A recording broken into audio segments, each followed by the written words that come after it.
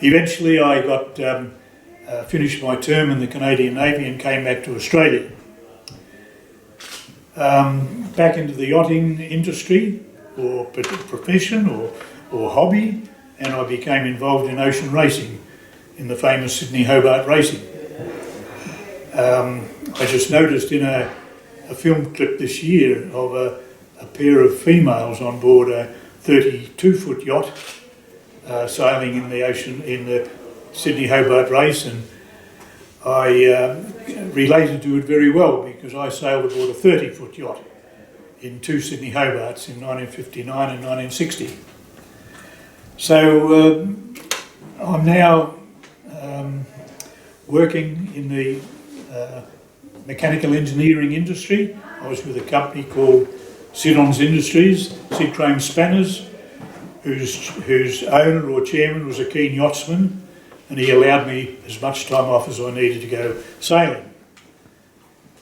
Eventually I had that feeling I was not getting the satisfaction in my travelling life or touring life that I thought I'd go back to Canada.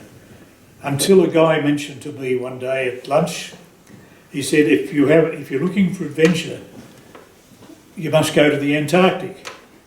Well, what I knew about the Antarctic in the 60s was that Scott didn't make it back from the South Pole.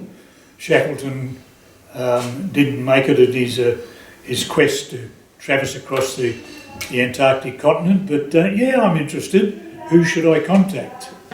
And he said, well, get in touch with the director of the Antarctic division and just tell him you're interested, of which I did. And I spoke with Dr. Philip Garth-Law, and he said, well, I think the first thing we've got to do is to interview you. When can I see you?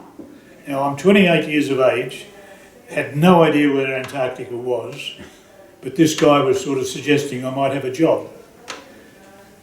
So I went into the head office and he said, what books are you reading right now? And I said, I'm reading the International Yacht Racing Rules. And he said, well, I know nothing about yacht racing, so let's move on to another subject.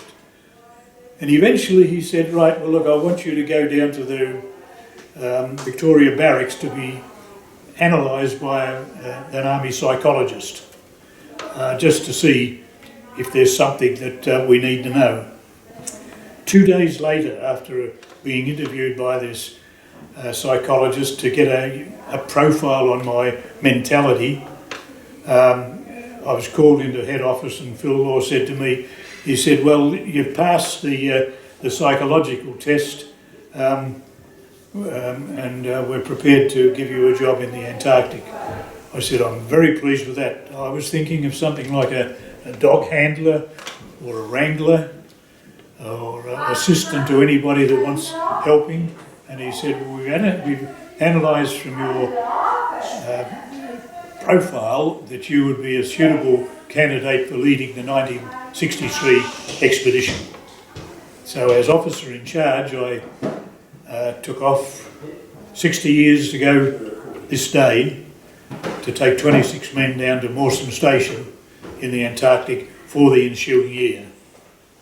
So that sort of brings me to the end of that part of my time on board ships.